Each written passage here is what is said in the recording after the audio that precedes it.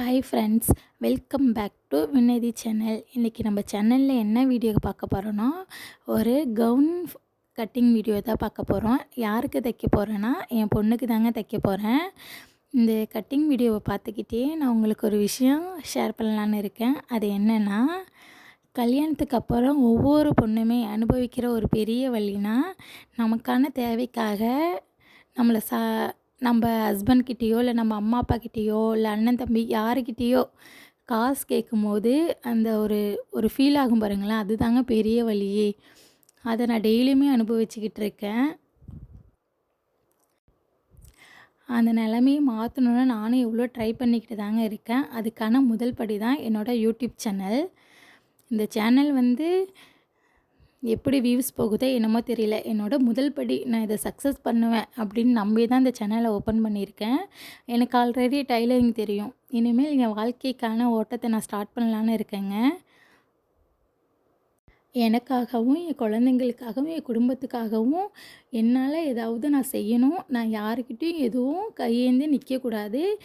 என் தேவையை நான் செஞ்சுக்கணும் அப்படிங்கிறதுக்காகவே நான் இந்த யூடியூப் சேனல் ஆரம்பிச்சிருக்கேங்க.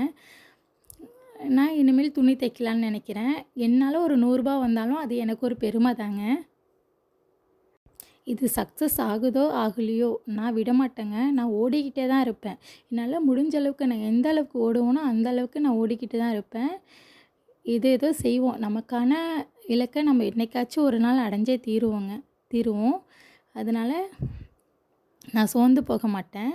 என்னால் என்ன முடியுதோ, டைலரிங் தெரியும். எனக்கு டைலரிங் நல்லா தெரிகிறதால நான் துணி வாங்கி தைக்கலான்னு நினைக்கிறேங்க.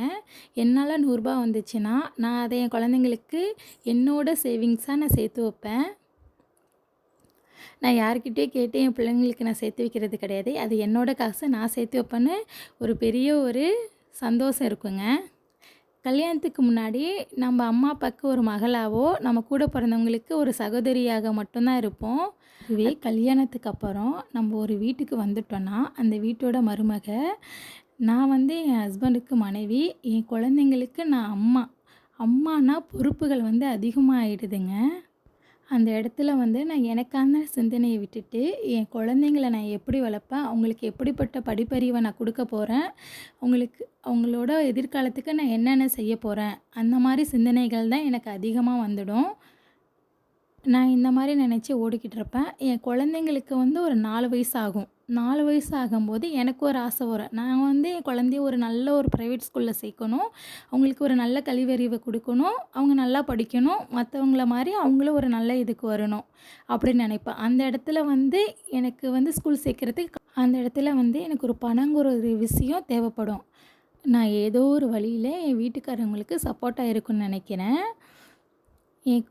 என் குழந்தைங்கள படிப்பு செலவுக்கு நான் என்னால் முடிஞ்சதை ஏதோ செய்யணும்னு நினைக்கிறேன். அதுக்காக நான் வேலைக்கு போகணுமா அப்படின்னா, என் குழந்தைங்கள விட்டுட்டு என்னால் வேலைக்கு போக முடியாது. அவங்களுக்கு நான் ஒரு அம்மாவாக ஃபஸ்ட்டு இருக்கணும்.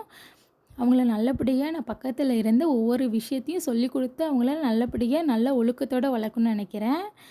அதனால் நான் வீட்டில் இருந்து என்னால் என்ன செய்ய முடியுமோ அதை மட்டும் நான் செஞ்சு அவங்கள நல்லபடியாக வளர்ப்பேன். எனக்கே தெரியாது இத்தனை நாளாக யூடியூப்பில் வீடியோ போடுறவங்களுக்கெல்லாம் காசு வரும்னு. இப்போ தான் எனக்கு ரீசெண்டாக தெரிஞ்சிச்சு. அதனால் நான் எனக்கு என்னென்ன தெரியுமோ அதெல்லாம் அந்த யூடியூப்பில் நான் போட்டு எனக்கான ஒரு தேவையை நிறைவேற்றிக்கலாம் அப்படின்னு தான் இந்த யூடியூப் சேனலை ஆரம்பிச்சிருக்கேன். எனக்கு டைலரிங் தெரியும். அதனால் டைலரிங் வீடியோஸ் வரும் நம்ம சேனலில். குக்கிங் தெரியும். அதில் குக்கிங் டிப்ஸ் இந்த மாதிரி ஏதாவது கொடுக்கலாம் அப்படின்னு தான் இந்த சேனலை ஆரம்பிச்சிருக்கேன். அப்புறம் வ்ளாக் போடும். நாங்கள் எங்கள் அம்மா வீடு கிராமத்தில் இருக்கிறதால அங்கே போய் எந்த மாதிரி விவசாயம் பண்ணுறாங்க அந்த மாதிரி வ்ளாக்லாம் போடலான்னு இருக்கோம். அப்புறம் நான் என் குழந்தைங்களுக்கு என்னென்ன செய்கிறேன், என் குழந்தைங்கள நான் எப்படிலாம் வளர்க்குறேன் அந்த மாதிரி வீடியோஸ் வரும். எனக்கு என் 2 பசங்களும் நார்மல் டெலிவரி தான். அதனால் நார்மல் டெலிவரிக்கான டிப்ஸும் இந்த வீடியோவில் வரும், நம்ம சேனலில் வரும். அதனால் இதனால தான் இந்த சேனலை நான் ஓப்பன் பண்ணியிருக்கேன்.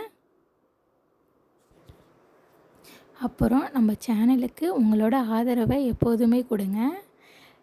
அப்புறம் நம்ம சேனலை லைக் பண்ணுங்கள், ஷேர் பண்ணுங்கள், மறக்காமல் சப்ஸ்கிரைப் பண்ணிக்கோங்க. அளவெல்லாம் மார்க் பண்ணி கட் பண்ணி எடுத்துட்டேங்க. நான் மிஷினில் உட்காந்து ரொம்ப நாள் ஆகுது. அதனால் மிஷின்லாம் ரொம்ப ஜாம் ஆகி புழுதியாண்டு போய் கிடக்குது. அதனால் மிஷினெல்லாம் எண்ணெய் போட்டு தொடச்சி எடுத்து வச்சுட்டேன்னா காலையில் எழுந்திரிச்சு ஸ்டிச் பண்ணிடலாம். அதனால தான் எண்ணெய் போட்டுக்கிட்டு இருக்கேன் மிஷினுக்கு.